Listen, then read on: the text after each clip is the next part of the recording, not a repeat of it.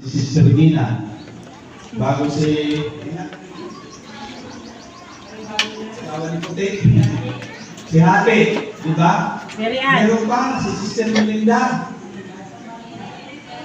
O meron pa si Sister Esther, Nanay Esther. Apat, di ba? Ang tanongin niyo sila, bakit nandito sila ngayon? O di ba ito? Sila tuloy-tuloy naman kasi kung nung namatay yung asawa nila, dapat sila patay na din, di ba? Pero ano sila, nag-isip ng abante. Bakit? Saan sila umugot ng lakas? May Panginoon, may mga anak. May mga anak pa ako, dapat kong tulungan. So gumagawa pa rin kayo ng pakaan, di ba? So alang-alang, gano'n din siya Apostol Pablo. Kung ako may nanghihina, kung ako may ganito nangyari sa buhay ko, ito'y para sa inyo at para sa Panginoon. Amen. O di ba yung mga rason ng mga magulang, ginagawa ko ito, mga anak, para sa inyo. O, yun yung mga praktikal na napapakinggan sa mga magulang. Hindi ko kayo pinapag-aral para ganito. Hindi, para makatapos kayo. O, alam niyo nang ibig ko sabihin yung hindi ko dinukso. Hello? Hello? O, malapit na. Ilang minuto na lang. Oh, pero may mga punto pa na dapat makita.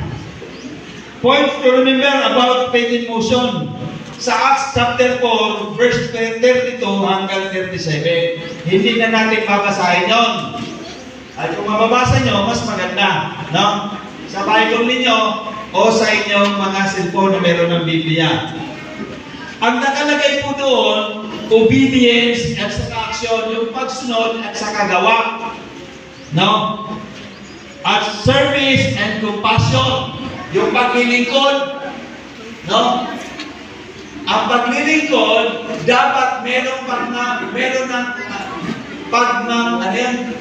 ng malasakit. Hello? Bakit isinama mo yung service and compassion? Kasi pwede ka maglingkod na walang malasakit. Hello? Di ba? Pwede kang magtumulong. Kung sige, magpadala ng ganito, pero wala ka namang malasakit. Pero itong gawa, chapter 4, ay nagtutulungan sila. Mas matindi ito kung babasahin ninyo. Ay pero yung bahay nila ay hinibinta. Yung lupa nila ay hinibinta. Alang-alang lamang sa gawain ng Panginoon. Mas matindi yun. Kaya ba natin ngayon yan? Ay mga confident, siguro, bintan yung gulong ninyo, okay lang yun, maliit na bagay. Gulong. O pwede magbinta kayo, binta yung, halimbawa, yung mga gamit sa bahay niyo,